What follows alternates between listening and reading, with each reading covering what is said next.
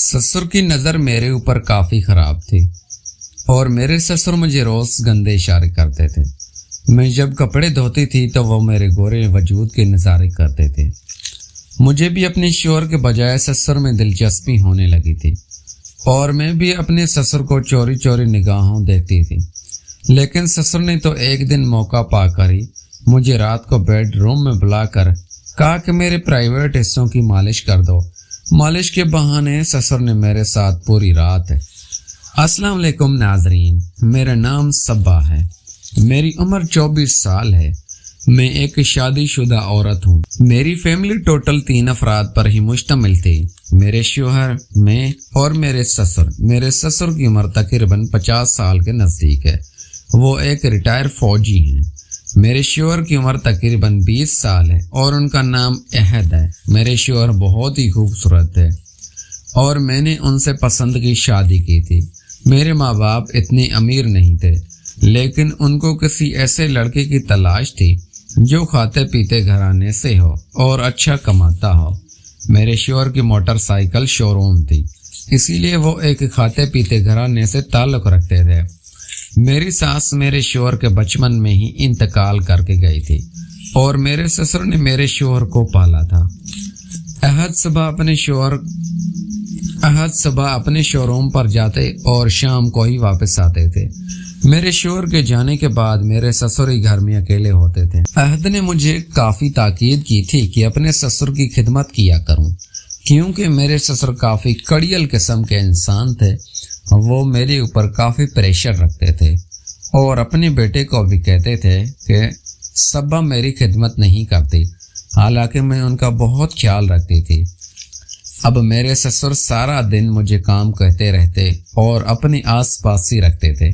कभी मैं उनको चाय बना कर देती और कभी उनके सर की मालिश करती। वो मुझे अपने ज़्यादा नज़दीक रखते थे, इसीलिए मुझे उनसे नफ़रत होने लगी थी। लेकिन जब मैंने उनको जवाब देती तो वो रोज़ाना मेरे शोहर को मेरे खिलाफ भड़का देते और कहते कि सब्बा मेरी खिदमत नहीं करती। मैं दिन ब दिन मायूस होती जा रही थी और मुझे अपने ससुर से काफ़ी नफ़रत होने लगी थी, लेकिन मुझे नहीं पता था कि ये नफ़रत थी एक दिन मेरे ससुर से मोहब्बत में बदल जाएगी। अहद को एक होंडा कंपनी वालों ने बाहर का टूर दिया था और वो एक मंथ के लिए बाहर के टूर पर जा रहे थे। तो वो टूर थाईलैंड का था और उन्होंने वहाँ पर 1 महीना स्टे करना था।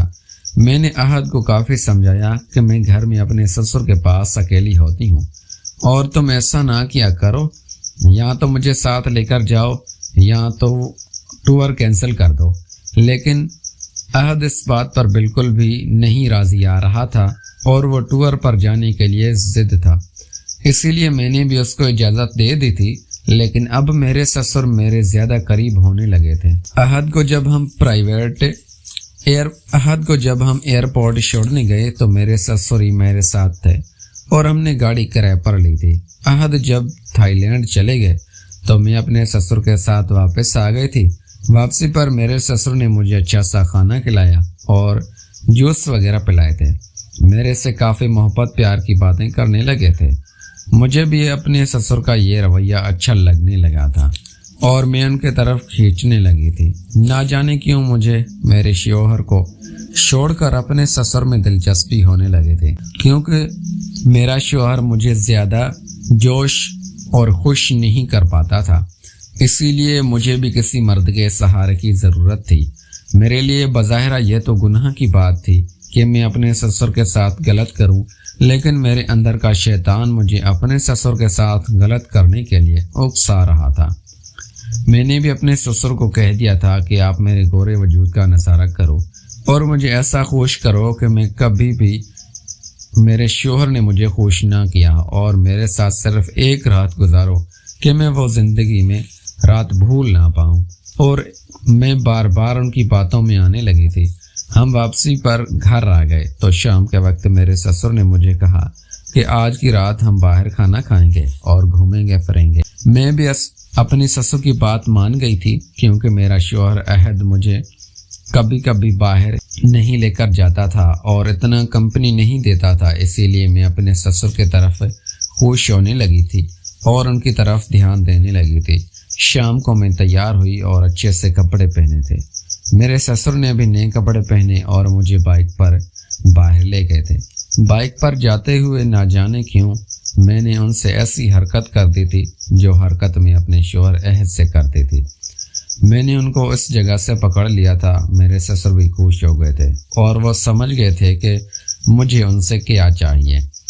ہم کھانا کھا کر واپس آئے تو میرے سسر اپنے کمرے میں چلے گئے تھے اور میں اپنے کمرے میں تھی، لیکن میرا دل کیا کہ میں اپنے سسر کے کمرے میں چلی جاؤں۔ میں آدھا گھنٹہ اپنے کمرے میں پڑی سوچتی رہی کہ مجھے ایسا کرنا چاہیے یا نہ، لیکن میرے اندر شیطان نے مجھے برگلا دیا تھا اور میں نہ چاہتے ہوئے بھی اپنے سسر کے کمرے میں چلے گئے تھے اور ان کے ساتھ وہ سب کچھ کرنے لگی تھی جو میں اپنے شوہر عہد کے ساتھ کرتی تھی۔